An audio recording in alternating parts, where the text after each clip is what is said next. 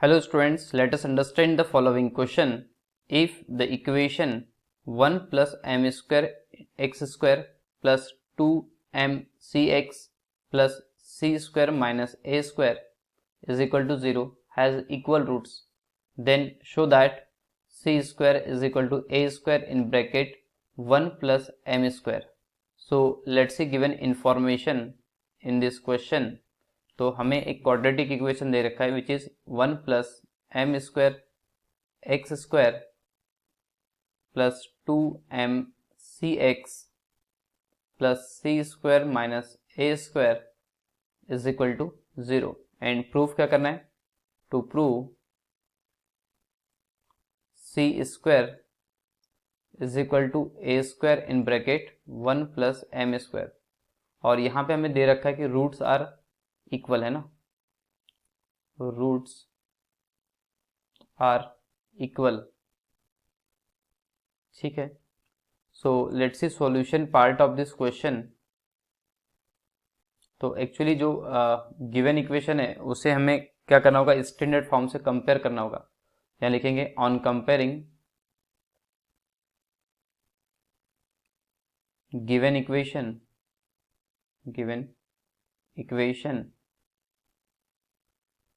with standard form of quadratic equation which is ax square plus bx plus c is equal to 0 where capital A is not equal to 0, है ना. Capital इसलिए लिया हमने coefficients क्योंकि because यहाँ पे small C और small ए already आ चुके हैं, है ना, तो सेम सिंबल्स तो यूज नहीं करेंगे हम. तो capital A is equal to क्या मिल जा रहा है हमें? 1 प्लस एम स्क्वायर, है ना. कैपिटल B के प्लेस पे हमें कितना मिल जा रहा है?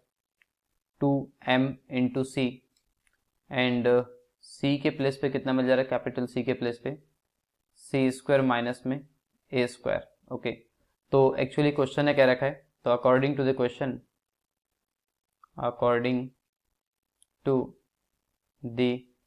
क्वेश्चन की जो रूट्स है वो कैसे हैं? इक्वल है.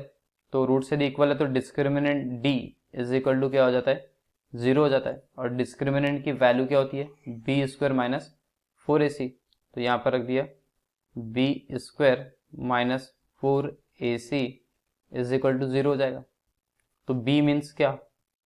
2m इंटू सी का whole square minus 4 into A के प्लेस पे कितना आ जाएगा? 1 plus M square, and C के प्लेस पे आ जाएगा C square minus A square is equal to 0.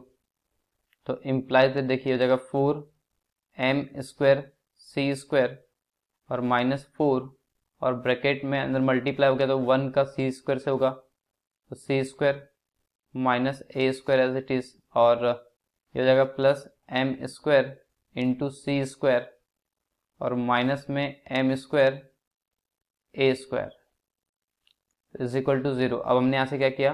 4 को कॉमन ले लिया, है ना. ये हो जाएगा M square C square minus C square minus A sorry plus a square हो जाएगा क्योंकि माइनस का अंदर मल्टीप्लाई हो रहा है, और माइनस में एम स्क्वायर सी स्क्वायर प्लस में M square A square is equal to 0.